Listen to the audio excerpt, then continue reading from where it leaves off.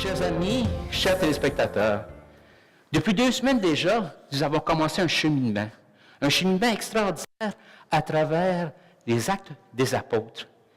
Ce cheminement-là nous montre comment l'Esprit Saint a agi avec les premiers chrétiens et de la même façon, il nous montre comment il agit encore aujourd'hui avec nous.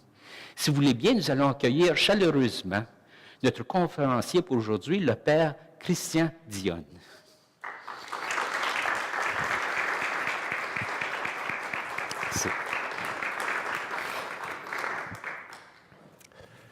Bonjour. Bonjour aux téléspectateurs aussi qui se joignent à nous par la télévision. Je suis heureux de voir que vous êtes venus en grand nombre. Alors nous continuons ce parcours amorcé il y a 2 semaines, parcours qui nous conduit à travers le livre des Actes des Apôtres, le grand livre de la mission dans le Nouveau Testament. Et vous le savez, en fait, comme on ne peut pas relire en quelques émissions tout ce livre des Actes, eh bien, nous nous concentrons d'une certaine façon sur Paul qui est évangélisateur. Parce que cette thématique de l'évangélisation reste tout à fait fondamentale. Elle a toujours été fondamentale dans l'Église, mais elle l'est, je pense, de plus en plus si l'on prend en compte le monde qui est le nôtre. Je rappelle très rapidement, très rapidement, ce que nous avons vu dans les dernières émissions. On s'est d'abord donné une espèce de cadre général par lequel on a essayé de comprendre ce qu'était le livre des Actes. Donc, 2e partie de l'œuvre de Saint Luc, qui vient après l'Évangile, une œuvre qui raconte l'histoire des premières communautés, la naissance de l'Église. Nous avons ensuite regardé, très rapidement, ce récit de la Pentecôte qui ouvre le livre des Actes et comment l'Esprit pousse les apôtres et ceux qui sont avec eux, parce que c'est tous et toutes qui reçoivent l'Esprit, comment ces gens se trouvent, une fois habités par l'Esprit, poussés au dehors pour proclamer, pour annoncer Jésus-Christ.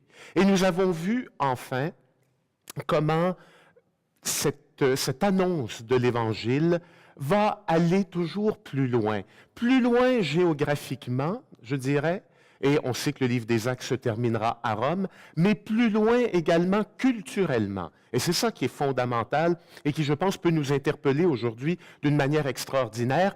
Plus loin culturellement, ça veut dire que l'annonce de Jésus, d'abord réservée aux Juifs, va être ouverte d'une manière extrêmement large à toutes les nations, à ceux qu'on appelait les païens ou les gentils. Et donc, dans la dernière émission, nous en étions à considérer l'envoi en mission de Saint Paul. Je relis le texte pour nous. Ils étaient à Antioche dans l'église du lieu, des prophètes et des enseignants, et Barnabé et Simon appelé Niger, et Naaman et Lucius le Cyrénéen et Saul. Alors qu'ils célébraient le culte pour le Seigneur et qu'ils jeûnaient, l'Esprit Saint dit, dès maintenant, mettez à part pour moi Barnabé et Saul pour l'œuvre à laquelle je les ai appelés. Alors, ayant jeûné, ayant prié et leur ayant imposé les mains, ils leur donnèrent congé. Donc, ces derniers, expédiés par le Saint-Esprit, descendirent à Séleucie et de là, ils firent voile vers Chypre. Alors, ce texte, on l'avait déjà lu, je l'avais commenté. J'avais retenu quelques idées, ça aussi je les résume très rapidement. D'abord, cette idée que l'Esprit, bien sûr, joue un rôle fondamental dans cet envoi en mission. Mais en même temps, les êtres humains ne sont jamais réduits au rôle de machine, si vous voulez, au rôle d'automate. Et on voit très bien que la communauté chrétienne, à laquelle appartient Paul, à laquelle appartient Saul, comme on voudra, eh bien, elle joue un grand rôle.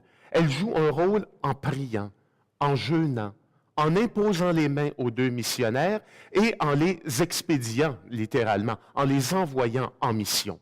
Donc, il y a toujours ce rapport, si vous voulez, entre l'action de Dieu et l'action humaine. Et ce même principe reste extrêmement valable pour aujourd'hui. Le deuxième point que j'avais fait valoir la semaine dernière, c'était de dire que l'Esprit, enfin, on pourrait le questionner un peu, mettez à part pour moi, Barnabé et Saul, pour l'œuvre à laquelle je les ai destinés. Mais pourquoi il ne précise pas quelle est cette œuvre? Ce serait tellement plus simple. Et par analogie, je dirais, c'est encore comme ça aujourd'hui.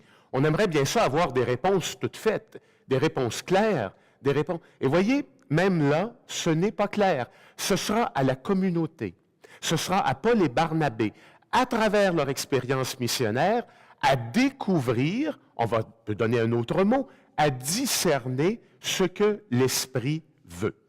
Et là, nous en étions rendus, je voulais faire une petite parenthèse et ce sera le dernier point sur ce texte, le tout premier verset que j'ai lu et sur lequel on peut passer extrêmement facilement. Il y avait dans l'Église d'Antioche des prophètes et des enseignants. Des prophètes et des enseignants.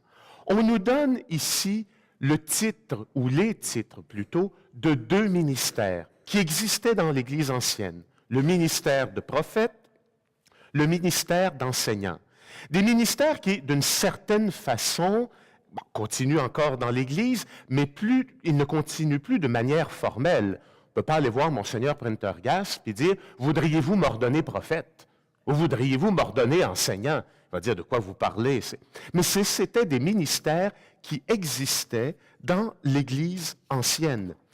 Et j'en parle parce que ça me conduit à reculer un tout petit peu dans le livre des Actes, à reculer jusqu'au chapitre 6, où on assiste, et c'est tout à fait unique, on assiste à l'institution des 7, ceux qu'on appelle parfois les diacres. Donc au chapitre 6 des Actes. J'en parle parce que si on regarde prophète, enseignant, ici au chapitre 13, les diacres au chapitre 6, on voit donc que dans l'Église primitive, il y a la naissance de ces ministères. Pourquoi en parler pour aujourd'hui? Je vais vous l'expliquer. Parce que, je reviens à mes diacres en acte 6, ces diacres n'existaient pas avant.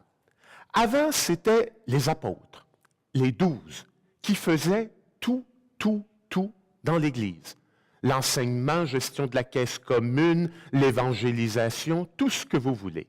Et au chapitre 6 des Actes, il y a des gens qui commencent, comme on dit en bon français, qui commencent à râler, qui commencent à chialer. Surtout un groupe à l'intérieur de l'Église, ceux qu'on appelle les hellénistes, donc des Juifs venus du monde grec, qui trouvent que leurs veuves sont négligées dans le service d'assistance sociale, si vous voulez, de l'époque. Et on dit, nos veuves ne sont pas traitées correctement. Et forcément, d'un certain point de vue, j'y reviens, les apôtres faisaient tout. Il y a un grand risque quand on veut tout faire, qu'on tourne les coërons, comme on dit en latin, qu'on botche un peu les coins, hein, d'une certaine manière. C'est du beau latin, ça. Hein? Bon, allez. Alors, qu'est-ce qui va se passer?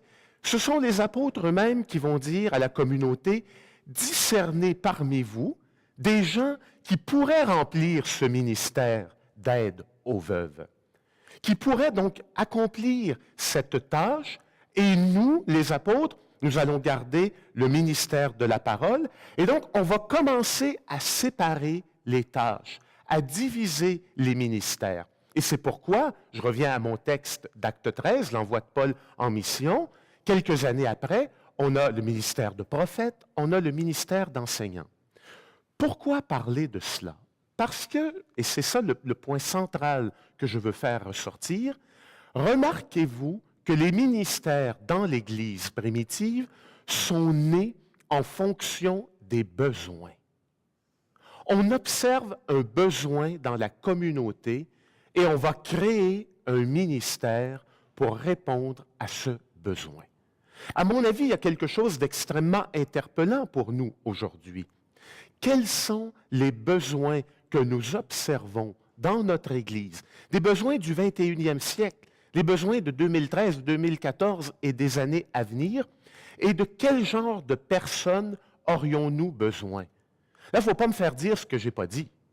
Pas en train de dire que, dans ce cas-là, il ne faut plus de prêtres, il ne faut plus de diacres, il ne faut plus d'évêques.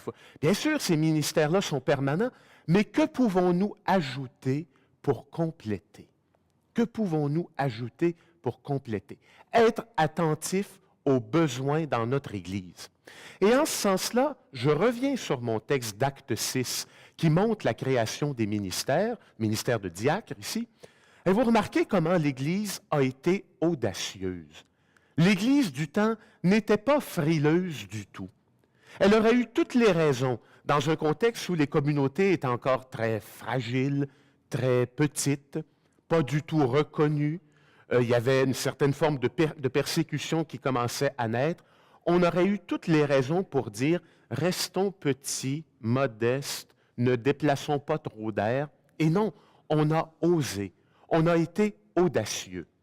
L'autre idée que je veux retenir de ce texte d'Acte 6, que je n'ai pas lu au complet bien sûr, mais je l'ai indiqué quand même tout à l'heure, c'est que la création de ce nouveau ministère, donc, comme de tous les autres ministères, est née d'une situation de conflit. Il ne faut pas oublier ça.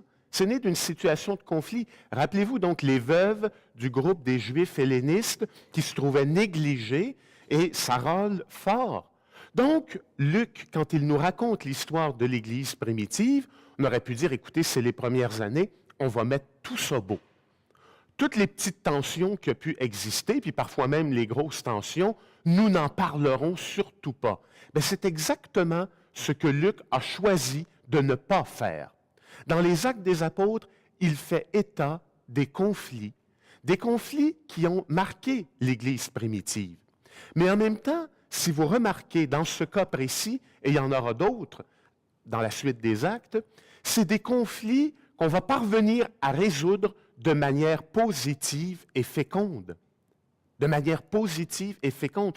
Nous avons souvent une idée, je trouve, très étriquée des conflits, en disant les conflits, c'est péché, les conflits, ça détruit l'unité.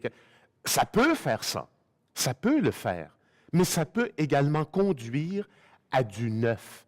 Ça peut conduire à un dépassement. Dans le cas ici d'Acte 6, bien sûr que les deux groupes, si vous voulez, le groupe des apôtres, le groupe des Juifs hellénistes, ce conflit, cette tension aurait très bien pu conduire à une division, une dislocation dans l'Église primitive. Là, c'est tout le contraire. On s'est parlé, on a cherché la solution ensemble et on a abouti à du neuf, à la création d'un nouveau ministère. Alors voilà donc pour cet envoi en mission de Paul. Ça nous met le cadre général de cet envoi. À partir de là, Paul et Barnabé vont donc partir. Ils deviennent au sens fort des évangélisateurs. Et dans la prochaine partie, nous allons voir où ils vont se rendre, et tout de suite on peut l'annoncer.